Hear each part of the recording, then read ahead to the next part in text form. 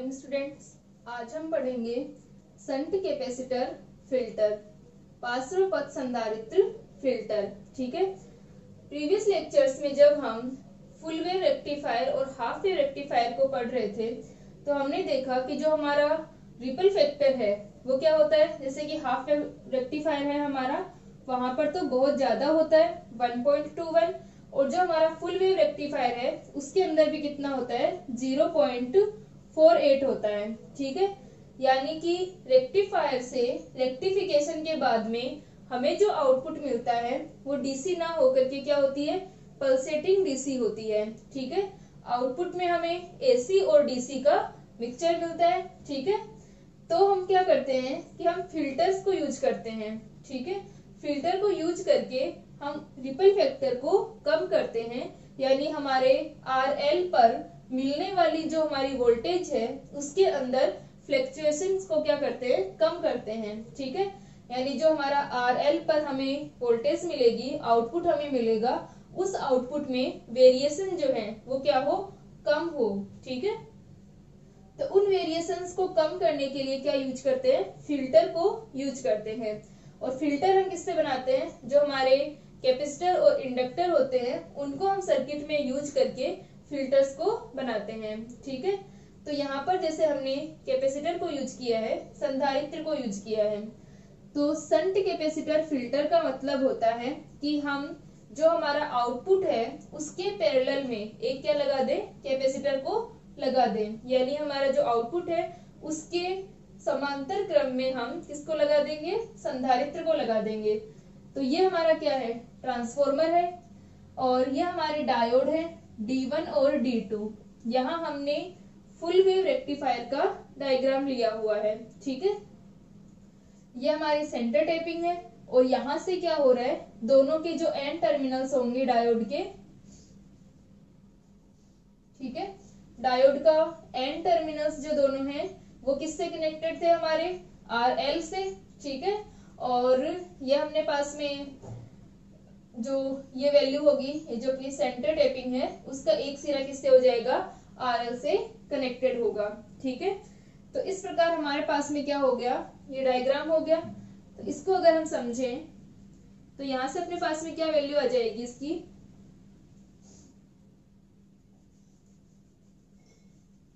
ठीक है, तो यहाँ पर अपने पास में क्या आ गया कि ये जो अपना डायोड है ये अपना D1 डायोड है, और ये अपना क्या है, D2 डायोड है। ठीक है, तो ये जो अपना D1 और D2 इनसे जो हमें मिलेगा वो तो क्या होगा, फुल वेव रेक्टिफायर से जो हमें आउटपुट मिल रहा था वो है। फिर हमने क्या किया है, कैपेसिटर को यूज किया है पैरेलल के अंदर। ठीक है, अब हम कैपेसिटर को पैरेलल में क्यों लगा रहे हैं, क्योंकि जो कैपेसिटर होता है इसकी रिएक्टेंस क्या होती है, XC इक्वल टू 1/ωc होती है। ठीक है, तो जो कैपेसिटर की रिएक्टेंस होती है वो 1/ωc होगी। तो यहाँ से हम देख सकते हैं, इसको हम लिख सकते हैं 1/2πfc। ठीक है, ओमेगा का मान क्या होगा, 2πf। f क्या है, फ्रीक्वेंसी है। ठीक है, और जो हमारी डीसी होती है हमें पता है कि डीसी की फ्रीक्वेंसी 0 होती है।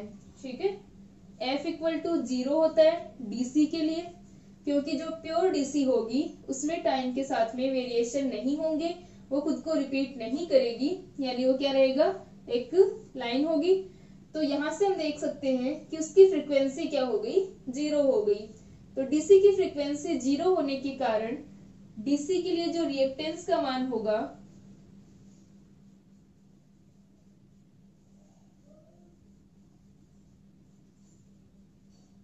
प्रतिघात जो होगा, रिएक्टेंस जो होगा वो क्या होगा, 1/0। यानी जो कैपेसिटर होता है वो डीसी के लिए एक अनंत मान का, एक इनफाइनाइट क्या करवाता है, रेजिस्टेंस उपलब्ध करवाता है, रिएक्टेंस को क्या करवाता है, उपलब्ध करवाता है। ठीक है, इसका मतलब जो हमारा कैपेसिटर है वो एज ए ओपन सर्किट काम करता है डीसी के लिए। ठीक है, तो डीसी के लिए जो ओपन सर्किट काम करेगा, तो यदि हम इसको सीरीज में लगा रहे हैं तो क्या हो जाएगा, कि जो हमारा आउटपुट हमें मिलेगा डायोड से, उसके अंदर अपने पास में एसी और डीसी दोनों है, तो ये यहीं पर क्या हो जाएगा, एज ए ओपन सर्किट हो जाएगा डीसी के लिए। और अगर हम बात करें किसकी, एसी की, ठीक है, तो एसी के अंदर अपने पास में क्या होता है, एसी की जो फ्रीक्वेंसी होती है उसकी एक फिक्स वैल्यू होगी। जैसे मान लो हमने 50 हर्ट्ज ली, तो एसी के लिए इसकी रिएक्टेंस क्या हो जाएगी, omega equal to 2 pi F. तो यहां से अपने पास में ये 2 पाई इंटू 50, ठीक है, तो ये अपने पास में 2 पाई इंटू 50 हो रहा है।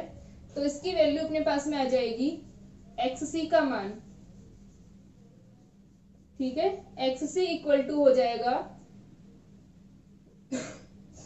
XC इक्वल टू अपने पास में कितना हो जाएगा, 1 अपॉन ओमेगा C, ठीक है, और ओमेगा की क्या रहेगी, एक फिक्स वैल्यू रहेगी, किसके लिए, जो अपनी एसी की बात कर रहे हैं, यानी एक फिक्स ये रिएक्टेंस का मान हमें मिलेगा, ठीक है।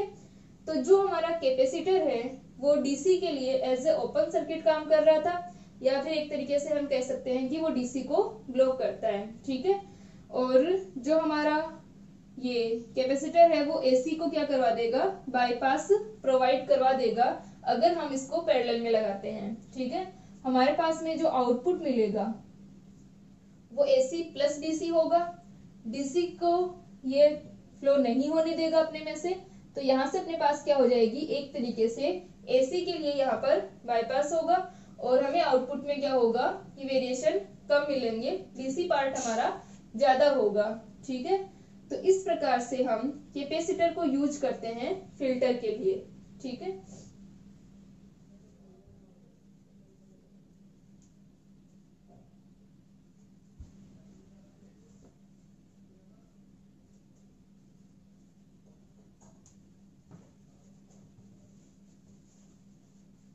ठीक है, तो यहां तक हो गया अपने पास में।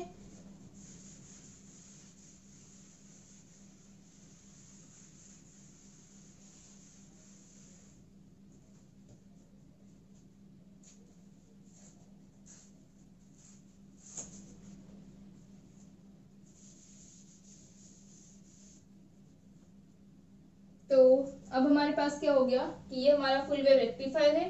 तो जैसे ही अपने पास में डायोड है, D1 डायोड और D2 डायोड, तो ये अपना, और ये अपना क्या हो जाएगा, वेव फॉर्म हो जाएगा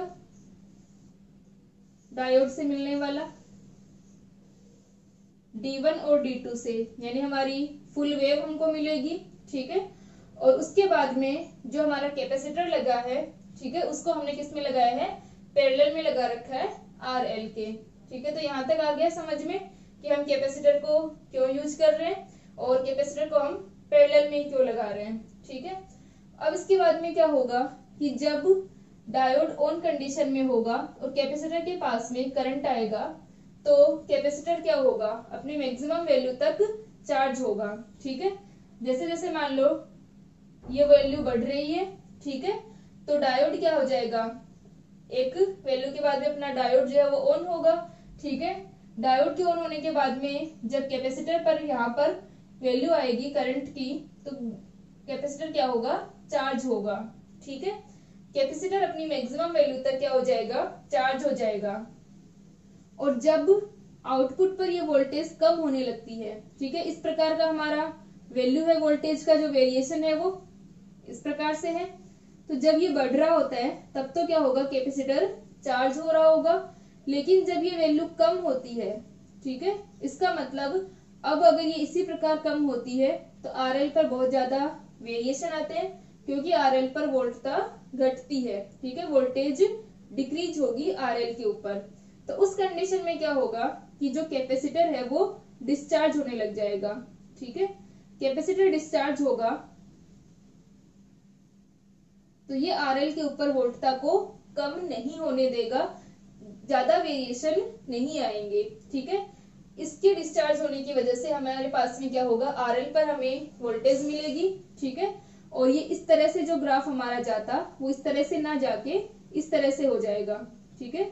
जैसे यहाँ पर हम देख सकते हैं कि ये जो वेरिएशन पूरे यहाँ तक अपने जा रहे थे, इस कंडीशन के अंदर जब ये वैल्यू डिक्रीज होती है वोल्टेज की, तब क्या हो जाएगा कि जो हमारा ये कैपेसिटर है वो खुद डिस्चार्ज होने लग जाएगा, और उस कंडीशन में ये वेरिएशन इसी तरह होगा, कम होगा। ठीक है, तो ये वैल्यू हमारे पास मिल जाएगी। और फिर जैसे ही वापस से वोल्टेज की वैल्यू बढ़ेगी, फिर कैपेसिटर चार्ज होने लगेगा। ठीक है, फिर अपनी मैक्सिमम वैल्यू तक चार्ज होगा, और जब ये वैल्यू कम होती है तो कैपेसिटर क्या होता है, डिस्चार्ज होता है, और आरएल पर वोल्टता को कांस्टेंट रखने का प्रयास करता है। ठीक है, तो हम देख सकते हैं कितना ही वेरिएशन हुआ, सिर्फ इस प्रकार से हो गई हमारी वेवफॉर्म। ठीक है, जो पहले हमें आउटपुट इस प्रकार मिल रहा था, वो अब इतना ही वेरिएशन इसके अंदर हो रहा है। ठीक है, यानी कि जो कैपेसिटर है उसको यूज करने से हमारा जो आउटपुट वोल्टेज है उसके अंदर वेरिएशन, उसके अंदर जो फ्लक्चुएशन है, उसके अंदर जो फ्लक्चुएशंस होंगे, ठीक है, उन्हें हम उच्चावचन बोलते हैं। यानी वो वैल्यू कम ज्यादा जो होगी, फ्लक्चुएशंस जो होंगे वो क्या होंगे, कम हो जाएंगे। ठीक है, तो यहां से अब हम इसका डेरिवेशन निकालते हैं, डेरिवेशन करते हैं इसका कि किस तरह से हम कैपेसिटर को यूज करके और रिपल फैक्टर का मान हमारे पास क्या आता है। ठीक है,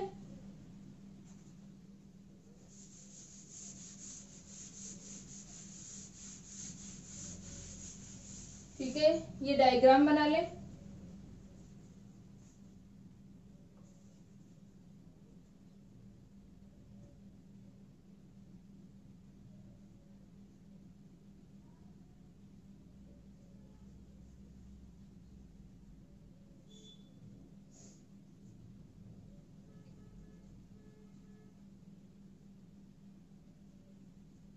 ठीक है, अगर हम हाफ वेव रेक्टिफायर की बात करते हैं तो वहां पर अपने पास में क्या हो जाएगा, हाफ वेव रेक्टिफायर में हमारा जो आउटपुट वेवफॉर्म है वो इस प्रकार होगा। ठीक है, ये अपना टी टाइम पीरियड हो जाएगा। तो यहां पर अपने पास में क्या होगा, इस तरह से आएगी वैल्यू। ठीक है, और यहाँ पर अपना जो टी टाइम पीरियड हमने इस प्रकार डिफाइन किया हुआ है, तो यहाँ पर टी इक्वल टू 2/f होगा। ठीक है, क्योंकि जो हमारा फुल वेव रेक्टिफायर है इसके अंदर फ्रीक्वेंसी जो है वो डबल हो जाती है। यहाँ पर हम देख सकते हैं कि जो हमारी फ्रीक्वेंसी है वो इस प्रकार है, यानी कि जो वेव थी हमारी पूरी इस प्रकार थी। ठीक है, तो इसकी फ्रीक्वेंसी अगर f है तो ये फ्रीक्वेंसी अगर f हुई और ये अपना टाइम पीरियड t हुआ, तो इस टाइम पीरियड के बाद में ये खुद को रिपीट कर रही थी। लेकिन अगर हम फुल वेव की बात करें तो फुल वेव के अंदर हमें इस प्रकार मिलता है, यानी ये इस टाइम पीरियड t में खुद को क्या कर लेगी, 2 बार रिपीट कर लेगी। ठीक है, इसी प्रकार ये इस प्रकार बना, फिर वापस इसी प्रकार। तो इस टाइम पीरियड में इसने खुद को 2 बार रिपीट किया, तो यहाँ से क्या होगी, इसकी फ्रीक्वेंसी जो होगी वो डबल होगी। ठीक है, तो यहाँ से, या फिर अगर हम डायरेक्ट सिर्फ इस इतने टाइम पीरियड की बात करें, सिर्फ इसकी, तो ये अपना क्या है, t/2 है, और t/2 के लिए 1/f होगा, तो t इक्वल टू हो गया 2/f। ठीक है, और अगर हम टोटल टाइम पीरियड की बात करें तो वहां पर हमारी जो फ्रीक्वेंसी है वो कितनी है, 2f है। ठीक है,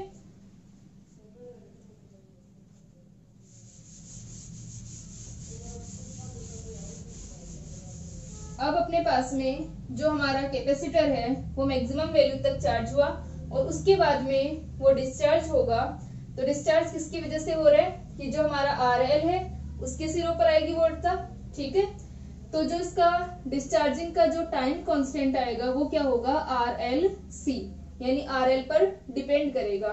ठीक है, तो हम मान लेते हैं कि किसी टाइम t के बाद में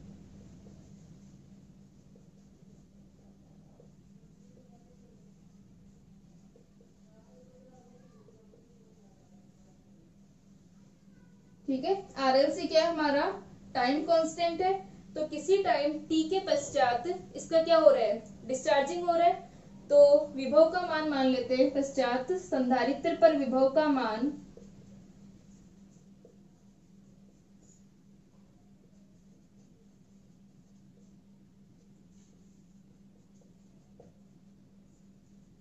ठीक है, क्योंकि अपने पास में इसका जो टाइम कांस्टेंट है RLC है, ये अपनी मैक्सिमम वैल्यू तक चार्ज होगा और फिर क्या होगा, डिस्चार्ज होगा।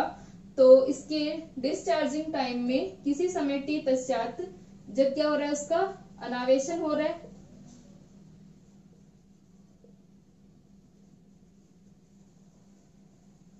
ठीक है, जब ये डिस्चार्ज हो रहा है तो किसी समय t पश्चात संधारित्र पर विभव का मान Vm इक्वल टू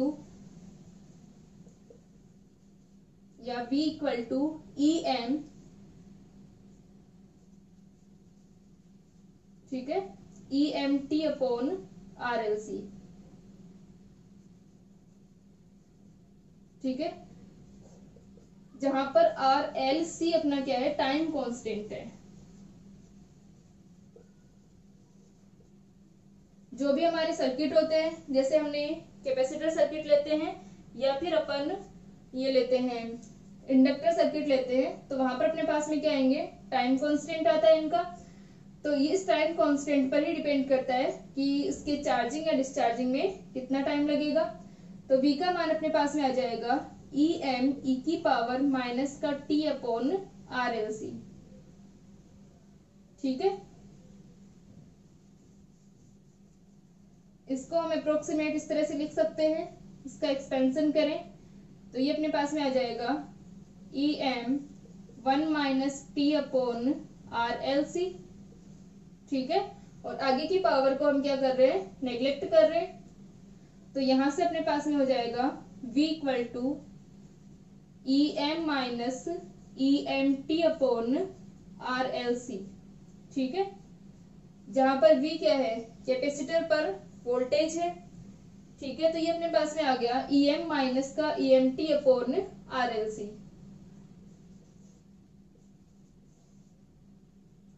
यहाँ पर पहले जो थ्योरी है, ठीक है, उसके अंदर अपने पास में हम इसके बारे में बता देंगे, डायोड जो अपना फुल वेव रेक्टिफायर है। उसके बाद में कि हमने कैपेसिटर को यूज किया है, कैपेसिटर की जो रिएक्टेंस होगी इसके लिए एसी और डीसी के लिए, उसके बारे में एक्सप्लेन करके फिर हम ये लिखेंगे कि जब कैपेसिटर डिस्चार्ज होगा, आरएल के थ्रू डिस्चार्ज होगा, ये जब ये डिस्चार्ज होगा तब वोल्टेज का मान क्या होगा, ठीक है, किसी टाइम टी के बाद में।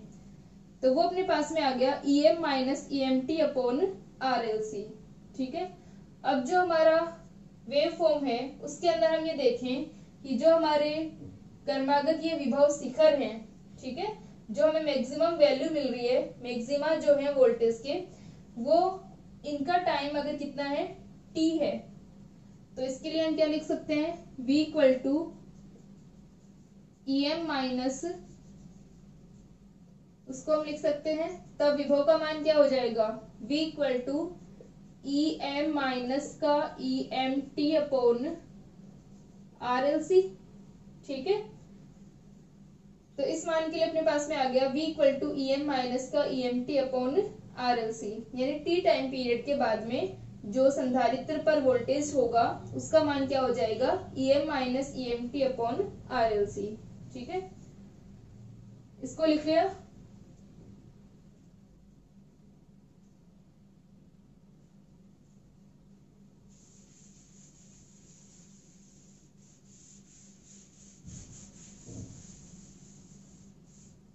तो ये जो अपने पास में V equal to EM minus का EMT अपॉन RLC आया था किसी टाइम t के बाद में, और ये अपन क्या मान रहे हैं कि ये जो वापस से जब चार्ज होगा उस कंडीशन में इस पर वोल्टेज कितना रहेगा, इतना रहेगा, उसके बाद में ये क्या हो गया, चार्ज हो जाएगा, ठीक है। तो हम इसको लिख सकते हैं कि पुनः आवेशन प्रारंभ होने की स्थिति में संधारित्र पर विभव का मान।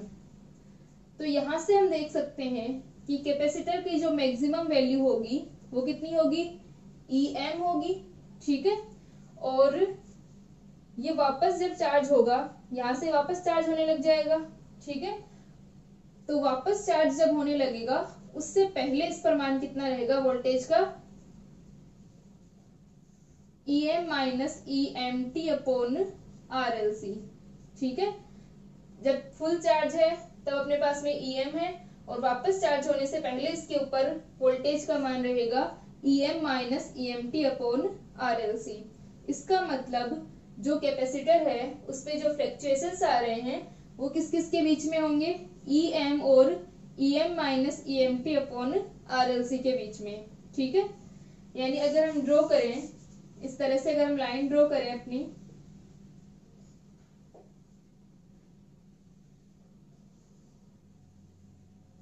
ये इतना वेरिएशन नहीं है, थोड़ा लीनियर होता है, ये कम वेरिएशन है।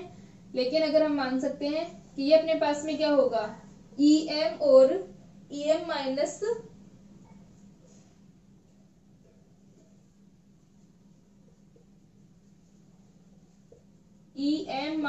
EMT अपॉन RLC, इसके बीच में क्या हो रहा है, फ्लक्चुएशंस हो रहे हैं। यानी ये जो हमने लाइन इस तरह से बनाई हुई है वो हमारी क्या होगी, इन दो वैल्यूज के बीच में फ्लक्चुएट कर रही है। ठीक है, तो इनका जो एवरेज वैल्यू होगा, हमारी DC क्या होती है, एवरेज वैल्यू, तो EDC क्या हो जाएगा, इन दोनों का एवरेज ले लेंगे हम, वो हमारा क्या रहेगा, EDC। तो इनका एवरेज क्या आ गया, EM plus EM minus EMT upon RLC divided by 2। ठीक है, ये हमारा क्या है, इसका एवरेज। तो एवरेज की वैल्यू अपने पास क्या आ गई, EM 2EM हो जाएगा माइनस का EMT अपॉन RLC, और 2 से हम इसको डिवाइड कर रहे हैं तो ये आ जाएगा EDC का मान अपने पास में आ जाएगा, EDC equal to EM minus का EMT अपॉन 2RLC। ठीक है, ये हमारा आउटपुट हो गया। एक तरीके से हम कह सकते हैं कि जो हमें आउटपुट मिलेगा, जैसे कि पहले हमने निकाला था जब हमारे पास में फुल वेव या हाफ वेव रेक्टिफायर था, तो हमने आउटपुट वोल्टेज निकाली थी EDC, एवरेज वैल्यू, जैसे हम इसको इंटीग्रेट कर रहे थे I को 0 to T 1/T IDT। ठीक है, वैसे यहाँ पर अपने पास में एवरेज DC कितनी आ गई, EM minus EMT upon 2RLC। ठीक है, लेकिन ये क्या है, RL पर डिपेंड कर रही है, यानी ये इसमें वेरिएशंस हैं। ठीक है, तो हम मान सकते हैं कि ये मिक्सर जो हमें आउटपुट मिलेगा वो इस EDC तथा जो हमारी AC है उसका क्या होगा, मिक्सचर होगा। ठीक है, जहां पर हमारा एवरेज वैल्यू EDC का मान ये है, और जो हमारा AC कंपोनेंट होगा वो कितना हो जाएगा, EMT अपॉन 2RLC। ठीक है, ये हमारा प्रत्यावर्ती जो वोल्टता है, AC वोल्टेज है, उसकी मैक्सिमम वैल्यू कितनी हो गई, EMT अपॉन 2RLC। ठीक है, जो हमारे वेरिएशन है। तो यह ठीक है, तो ये अपने पास में क्या है, EDC और EMT अपॉन 2RLC। तो EDC तो हमारा क्या, किसका मान है, DC वैल्यू या एवरेज वैल्यू। ठीक है, जो हमें आउटपुट मिल रहा है उसकी एवरेज वैल्यू है। तो हम लिख सकते हैं निर्गत दिष्ट वोल्टता EDC इक्वल टू अपने पास में कितनी हो गई, EM minus EMT upon 2RLC। ठीक है, ये अपने पास में आ गया। और जो हमारी आउटपुट AC होगी, और या हम उसको क्या कह सकते हैं, उर्मिका वोल्टता, रिपल वोल्टेज, क्योंकि जो हमारे रिपल होते हैं वो क्या होते हैं, वो पल्सेशन ही होते हैं जो हमें आउटपुट के अंदर मिलते हैं। तो हमारी निर्गत उर्मिका वोल्टता जो होगी, निर्गत उर्मिका वोल्टता का मान होगा EMT अपॉन 2RLC। ठीक है, ये अपने पास में आ गया।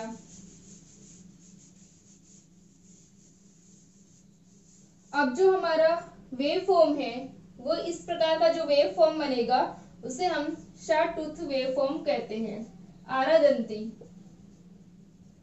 ठीक है, ये एक आरादंती शार्ट टूथ वेव फॉर्म की फॉर्म है ये अपने पास में।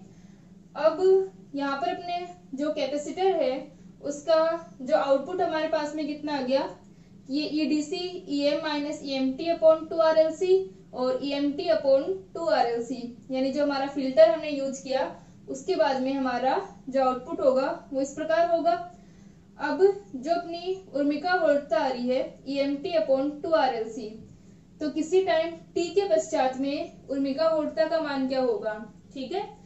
तो किसी टाइम यानी महत्तम जो इसका चार्ज हो जाएगा, यानी ये मैक्सिमम जब चार्ज हो जाएगा कैपेसिटर, उसके टाइम t के बाद में उर्मिका वोल्टता का मान, ठीक है। तो हम लिख सकते हैं संधारित्र के महत्तम आवेशन के बाद, मैक्सिमम चार्ज के बाद, महत्तम आवेशन के बाद उर्मिका वोल्टता का मान।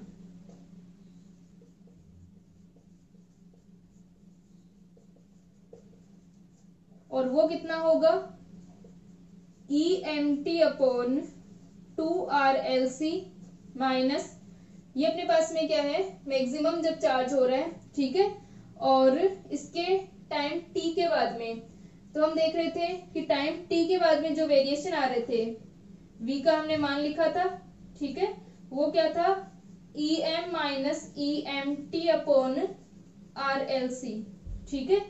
तो ये क्या हो रहा था, माइनस हो रहा था टाइम t के बाद में। तो यहाँ से क्या हो जाएगा कि मैक्सिमम चार्ज की कंडीशन में जो हमारी वैल्यू है उर्मिका वोल्टता जो है, उसमें से हम माइनस कर दें इस वैल्यू को जो कि वेरिएशन है अपना, तो ये आ जाएगा EM capital T upon 2RLC minus, ये कैपिटल T वाली कंडीशन कौन सी है, मैक्सिमम चार्ज वाली, ठीक है, और ये टाइम t के बाद में जो वेरिएशन होगा, तो यहाँ से आ जाएगा EMT अपॉन RLC। तो इसमें से हम कॉमन ले लें, EM अपॉन RLC को हम कॉमन ले लें, 2RLC को, तो अंदर क्या बच जाएगा, T माइनस 2T, ठीक है। तो संधारित्र का जो मैक्सिमम चार्ज होगा उसके बाद में जो रिपल वोल्टेज या जो ऐसी वोल्टेज हमारी होगी वो कितनी हो जाएगी, EM upon 2RLC T minus 2T, ठीक है। यहां तक लिख लें इसको।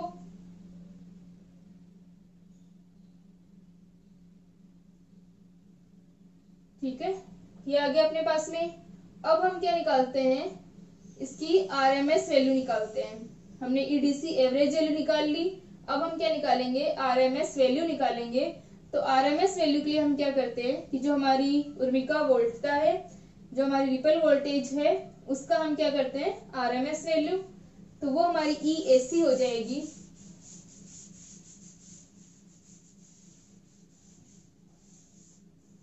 तो यहां से हम लिख देंगे उर्मिका वोल्टता का वर्ग माध्य मूल मान,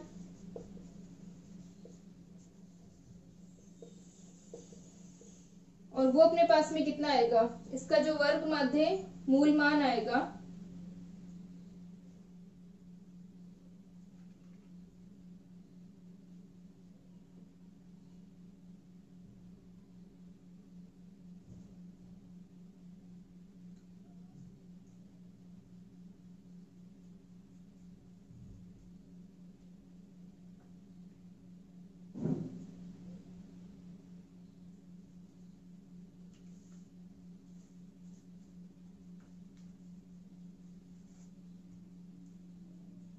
ठीक है, ये अपना E इक्वल टू था, तो हमारा वर्ग माध्य मूल मान RMS वैल्यू हो जाएगी EAC equal to √1/T 0 to T E square dt, ठीक है। ये अपने पास में E की वैल्यू है, E की वैल्यू हम पुट कर देंगे और E स्क्वायर dt निकाल लेंगे। तो EAC इक्वल टू आ जाएगा, EAC इक्वल टू √1/T, और इसका मान क्या था, E का मान अपने पास में था इंटीग्रेशन 0 टू टी, ई का मान क्या था, ई एम अपॉन 2 RLC और capital T minus 2T dt। ठीक है, तो ये जो ई एम अपॉन 2 RLC है इसको तो हम बाहर रख लेंगे, इसका स्क्वायर है, तो E A C equal to root E M square upon 2 RLC into T. ठीक है, क्योंकि ये तो वैल्यू क्या आ जाएगी, बाहर आ जाएगी, और इंटीग्रेशन अपने पास में बच जाएगा t माइनस 2T का होल स्क्वायर। ठीक है, तो इसको अगर हम ओपन करें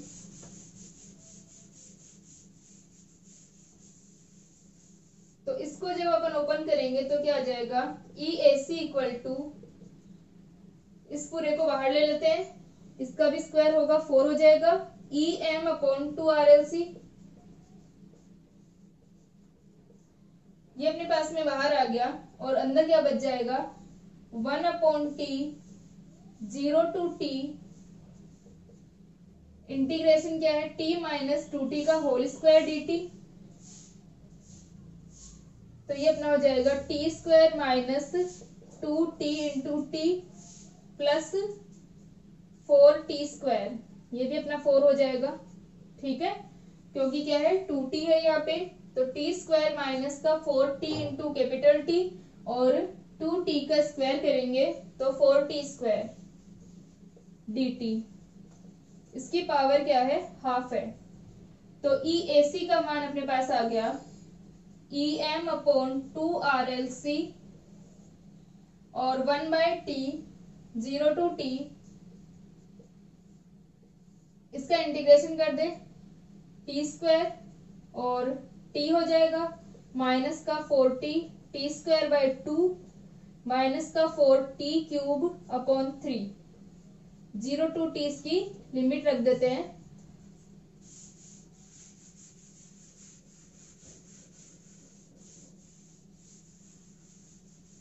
तो यहां से अपने पास में आ गया E A C equal to E M upon 2 RLC 1 upon T T cube minus ये हो जाएगा 2T cube minus 4/3 T cube, इसकी पावर हाफ। इसको हम सॉल्व कर ले,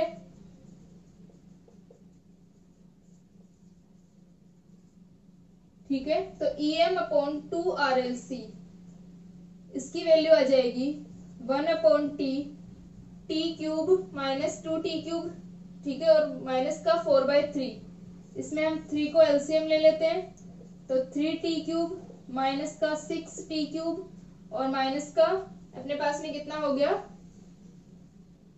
ये प्लस का है, ठीक है, ये अपने पास में आ गया प्लस का 4T क्यूब की पावर हाफ। तो ई ए सी का मान आ जाएगा अपने पास में ई एम अपॉन 2 RLC 1/t, और ये कितना हो गया 4 और 3 7, ठीक है, ये 4 और 3 7 हो गया, और एक माइनस का 6 है, तो टी क्यूब बाय 3 की पावर हाफ। तो E A C equal to आ जाएगा ई एम अपॉन 2√3, ठीक है, ई एम अपॉन 2√3, और एक टी से एक टी कैंसिल, तो ये हो जाएगा टी स्क्वायर की पावर हाफ, और टी स्क्वायर की पावर हाफ को हम लिख सकते हैं इनटू टी, तो ये आ गया E M T upon 2√3 RLC, ये अपने पास में ई ए सी का मान आ गया। ठीक है, यहां तक लिख ले इसको,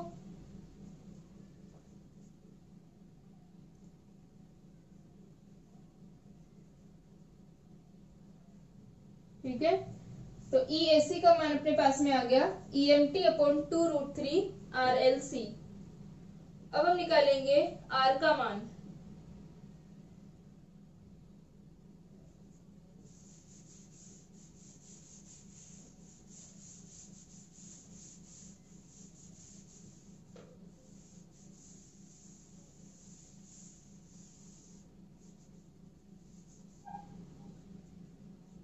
तो R इक्वल टू क्या होगा, ripple factor, ripple factor R equal to हो जाएगा EAC अपॉन EDC। तो EAC अपॉन EDC का मान कितना हो गया, EMT upon 2√3 RLC into EDC का मान क्या था, EDC इक्वल टू क्या था अपना, EM minus EMT upon 2RLC। ठीक है, जब हमने EDC का मान निकाला था तो EDC अपने पास में EM minus EMT upon 2RLC था, तो ये 1 अपॉन आ जाएगा EM माइनस का EMT अपॉन 2RLC।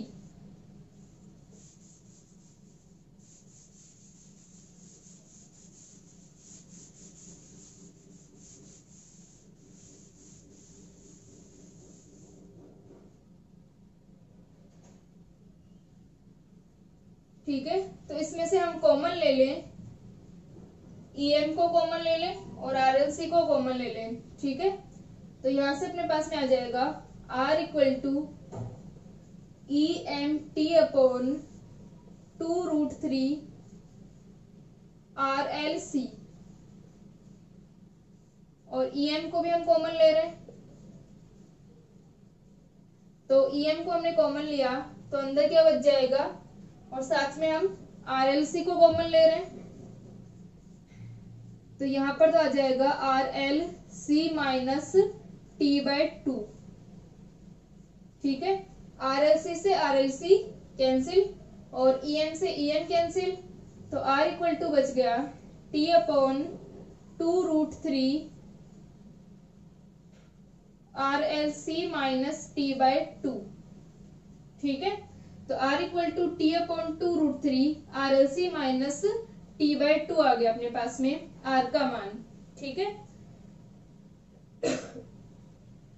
तो अब अपने पास में जो हमारा R equal to T upon 2√3 RLC minus T/2 आ रहा है, तो अब हम इसको हाफ वेव रेक्टिफायर और फुल वेव रेक्टिफायर के लिए मान निकालते हैं कि जो हमारा रिपल फैक्टर होगा वो क्या होगा।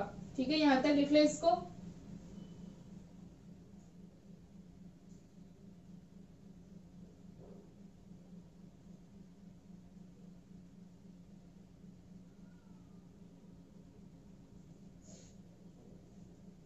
ठीक है, ये हो गया अपने पास में। तो अब हम लिख सकते हैं इसके लिए कि R इक्वल टू, जो अपने पास में RLC माइनस T/2 आ रहा है। ठीक है, तो जो हमारा संधारित्र होता है उसके इस टाइम कांस्टेंट का मान इस T के सापेक्ष में क्या होता है, अधिक होता है। ठीक है, RLC का मान क्या होगा, यदि हमारे पास में RL का मान ज्यादा है तो RLC क्या हो जाएगा, much much greater than T हो जाएगा। ठीक है, तो RLC का मान अगर T के रिस्पेक्ट में ज्यादा है तो हम इस वैल्यू को नेग्लेक्ट कर दें, ओनली क्या लिख लें, R equal to T upon 2√3 RLC। ठीक है, और जो हमारा हाफ वेव रेक्टिफायर होगा,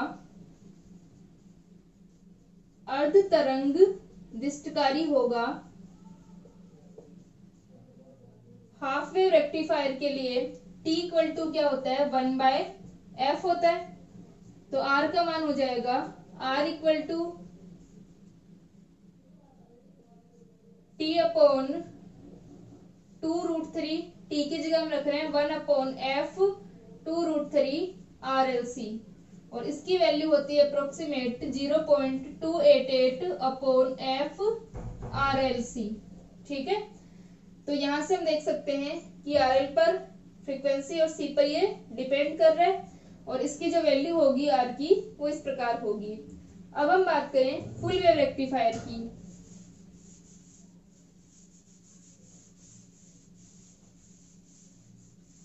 तो फुल वेव रेक्टिफायर के अंदर हमें पता है कि फ्रीक्वेंसी जो होगी क्या होगी, डबल होगी। ठीक है, तो फुल वेव रेक्टिफायर के अंदर फ्रीक्वेंसी डबल होगी, और अगर हम टाइम पीरियड उसी प्रकार ले रहे हैं जैसे हमने हाफ वेव के अंदर लिया है तो वहां पर हमें फ्रीक्वेंसी का मान 2f लेना पड़ेगा, और यदि हम टाइम पीरियड t/2 ले लें तब हमारे पास में फ्रीक्वेंसी f रहेगी। ठीक है, तो यहां से अपने पास में आ जाएगा फॉर फुल वेव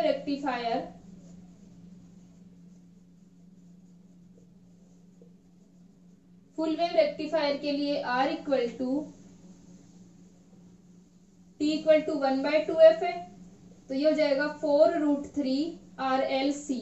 ठीक है, तो 4√3 RLC, तो R इक्वल टू हो गया, ये 0.288 था तो ये 0.144 FRLC।